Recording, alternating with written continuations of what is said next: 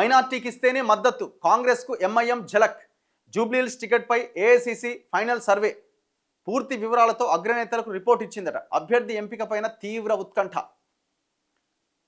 ఇప్పుడు కాంగ్రెస్కి ఎంఐఎం చెప్పిందట, మీరు కనుక మైనార్టీకి ఇస్తేనే మేము మీకు సపోర్ట్ చేస్తాం, మైనార్టీకి కనుక ఇవ్వకపోతే మేము సపోర్ట్ చేయం. అంటే ముస్లిం కమ్యూనిటీకి చెందిన వ్యక్తికే మీరు టికెట్ ఇవ్వాలి, ఇక మీరు వేరే వాళ్ళకి ఇస్తే కుదరదు. మరి ఎవరికి ఇవ్వాలా? ఇప్పుడు ఎవరున్నారా ముస్లిం కమ్యూనిటీ నుంచి?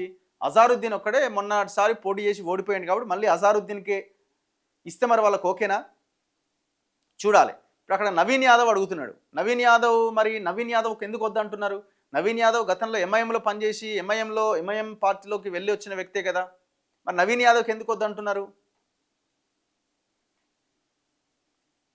లోకల్కే జూబ్లీహిల్స్ టికెట్, బలమైన అభ్యర్థి కోసం సర్వే చేస్తున్నాం, అభ్యర్థి ఎవరైనా కష్టపడి గెలిపించుకుంటాం, కంటోన్మెంట్ ఫలితమే రిపీట్ కాబోతుంది. ఉప ఎన్నికపై మంత్రి పొన్నం సంచలన కమెంట్స్. జూబ్లీహిల్స్ నియోజకవర్గం ఉప ఎన్నికల్లో కాంగ్రెస్ ఎంఐఎం మద్దతు పైన ఉత్కంఠగా మారింది. ఇప్పటికే కాంగ్రెస్ ఎంఐఎం ముఖ్య నేతల మధ్య 2 సార్లు మద్దతు అంశంపై చర్చించారు. కాంగ్రెస్ పార్టీ తరపున ముస్లిం మైనార్టీ నేతకు బీఫామ్ ఇస్తేనే మద్దతు ఇస్తామని ఎంఐఎం తేల్చి చెప్పినట్టు సమాచారం. ఇందుకు సంబంధించిన పలు సమీకరణాలను ఎంఐఎం తనదైన శైలిలో కాంగ్రెస్ పార్టీకి వివరించిందట. ముస్లిం మైనార్టీ నేతకు టికెట్ ఇవ్వడం వల్ల కలిసి వచ్చే అంశాలు,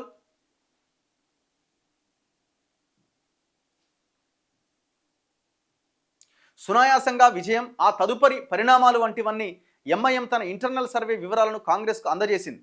దీంతో అభ్యర్థి ఎంపికలో కాంగ్రెస్ పార్టీ ఆచితూచిగా వ్యవహరించాల్సిన పరిస్థితి. జూబ్లీహిల్స్ నియోజకవర్గం నుంచి చాలామంది కీలక నేతలు రేసులో నిలుస్తున్న నేపథ్యంలో ఫిల్టర్ చేయడం పార్టీకి సవాల్గా మారింది.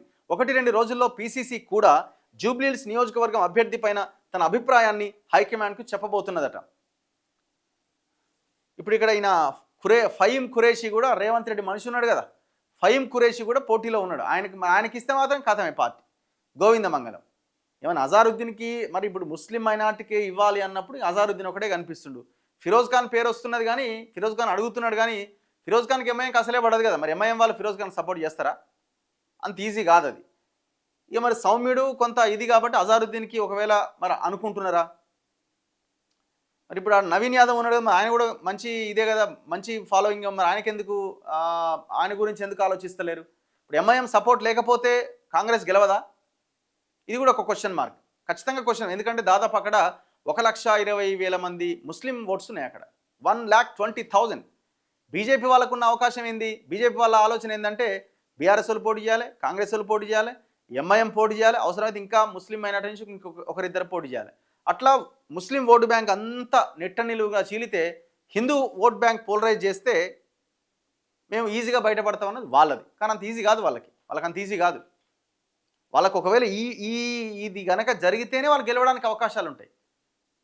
ఎంఐఎం కాంగ్రెస్ కనుక బలంగా పోటీ చేసి ముందుకెళ్తే వాళ్ళు గెలవడానికి అవకాశాలు ఎక్కువ ఉన్నాయి. ఇలా బీఆర్ఎస్ది 3rd ప్లేసే నేను అనుకోవడం. ఎందుకంటే ఆ ఫ్యామిలీ నుంచి ఎవరు పోటీ చేసే అవకాశం లేదు, ఎవరు మాగంటి గోపీనాథ్. మరి ఒకవేళ ఇక్కడ నవీన్ యాదవ్ కానీ ఇంకెవరు కానీ టికెట్ రాకపోతే మళ్ళీ అందులోకి వెళ్ళి ఏమైనా పోటీ చేస్తే మళ్ళీ చెప్పలేం, వాళ్ళ ఇంపాక్ట్ కొంతమేర ఉండొచ్చు. అదర్వైజ్ వాళ్ళకి అంత ఈజీ అయితే కాదు. గతంలో జూబ్లీహిల్స్ నుంచి పోటీ చేసిన అజారుద్దీన్కే ఎక్కువ మంది కాంగ్రెస్ నేతలు మద్దతు ఇస్తున్నారు. తనకున్న పాత పరిచయాలు, ఢిల్లీ పెద్దలతో సంబంధాలు, ఇలాంటివన్నీ ఆయనకు ప్లస్ పాయింట్గా మారినాయి. పైగా ఎంఐఎం కూడా ముస్లింకే ఇవ్వాలని పట్టుబడుతున్న నేపథ్యంలో అజారుద్దీన్ టికెట్కు మరింత ఈజీ అయ్యే పరిస్థితులు కనిపిస్తున్నాయి. ఇక కార్పొరేషన్ చైర్మన్ ఫహీం ఖురేషీ కూడా తనదైన శైలిలో ఏఐసిసి లెవెల్లో ప్రయత్నాలు చేస్తున్నాడు. ముస్లిం సామాజిక వర్గం నుంచి వీరిద్దరి పేర్లు బలంగా వినిపిస్తుండగా అజారుద్దీన్కే టికెట్ వచ్చే ఛాన్స్ ఉన్నట్టు పార్టీ నేతలు అంటున్నారు. మంత్రి పదవికి లైన్ క్లియర్. జూబ్లీహిల్స్ నియోజకవర్గంలో కాంగ్రెస్ పార్టీ నుంచి పోటీ చేసిన ముస్లిం మైనార్టీ నేత విజయం సాధిస్తే మంత్రి పదవి కూడా కన్ఫర్మ్ అయ్యే ఛాన్స్ ఉన్నట్టు ప్రచారం జరుగుతున్నది. వాస్తవానికి క్యాబినెట్లో ఇప్పటివరకు ముస్లిం మైనార్టీ వర్గానికి చోటు లేదు.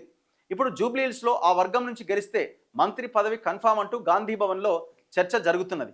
పార్టీ ప్రభుత్వానికి కూడా ఎలాంటి తలనొప్పి లేకుండా భర్తీ చేసే వెసులుబాటు ఉంటుంది. దీంతో జూబ్లీహిల్స్ పైన అజారుద్దీన్ సీరియస్గా ఫోకస్ పెట్టాల్సిన పరిస్థితి ఏర్పడ్డది. వాస్తవానికి ఈ ఉప ఎన్నికల్లో ఎంఐఎం కాంగ్రెస్కు మద్దతుగా నిలిస్తే గెలుపు ఈజీగా మారే ఛాన్స్ ఉన్నట్లు పార్టీకి చెందిన సర్వేల్లో కూడా తేలింది.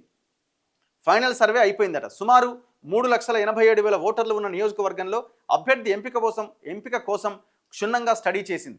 ఏఐసిసి ఆధ్వర్యంలోని టీంలు 3 సార్లు వివిధ దశల్లో జూబ్లీహిల్స్ నియోజకవర్గాన్ని ఫిల్టర్ చేసినాయి. ఈ సర్వేల్లో అజారుద్దీన్, నవీన్ యాదవ్, పీజేఆర్ కూతురు విజయారెడ్డికి పబ్లిక్ నుంచి పాజిటివ్ సంకేతాలు వచ్చినట్టు పార్టీ నేతలు చెబుతున్నారు. అయితే ఎంఐఎం కోరినట్లు ముస్లిం నేతకే ఇవ్వాల్సి వస్తే అజారుద్దీన్కు టికెట్ కన్ఫామ్ అవుతుంది. పైగా 2023 ఎన్నికల్లో 64,212 ఓట్లు సాధించిన నేపథ్యంలో ఈ దఫా తన గెలుపు ఖాయమంటూ అజారుద్దీన్ పార్టీ పెద్దలకు వివరిస్తున్నారు. ఈ అంశాలన్నీ ఒక నివేదిక రూపంలో ఏఐసిసికి సర్వే టీమ్స్ హైకమాండ్కు పంపబోతున్నాయట. చూడాలి మరి ఏం జరుగుతుంది అన్నది. నెక్స్ట్ వెలుగు చూద్దాం. వెలుగులో కొత్త వార్తలు ఏమున్నాయి? ఇవన్నీ మనం చదివిన వార్తలే. బీసీ లీడర్లు ఏకమయ్యేనా, 42% రిజర్వేషన్లపై పార్టీల వారీగా చీలిన బీసీ నేతలు. హైకమాండ్ల మెప్పు కోసం ఎవరికి వారే యమునా తీరే, పార్టీలకు అతీతంగా ఢిల్లీకి తరలి రావాలని ఇప్పటికే బీసీ మంత్రుల పిలుపు.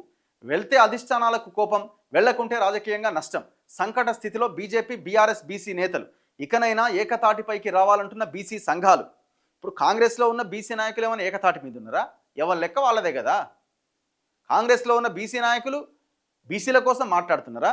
బీసీ మంత్రులు ఉన్న బీసీల కోసం మాట్లాడుతున్నారా? వాళ్ళ పార్టీ కోసం మాట్లాడుతున్నారు. Just like that BJP and బీఆర్ఎస్లో ఉన్న బీసీ నాయకులు కూడా గంతే. లీడర్ల తర్వాత సంఘాల నాయకులు కూడా అట్లే ఉన్నారు కదా. ఒక ఆయన కాంగ్రెస్, ఒక ఆయన బీజేపీ, ఒక ఆయన బీఆర్ఎస్. వీళ్ళు కూడా వాళ్ళ పార్టీ షాడోల కింద పనిచేస్తున్నారు. కొంతమంది బీసీ లీడర్లు నాయకులు ఎవరు ప్రజా సంఘ ఈ బీసీ సంఘాల నాయకులు అట్లనే తయారయ్యారు. దీనిలో డౌట్ ఏమన్నా ఉందా?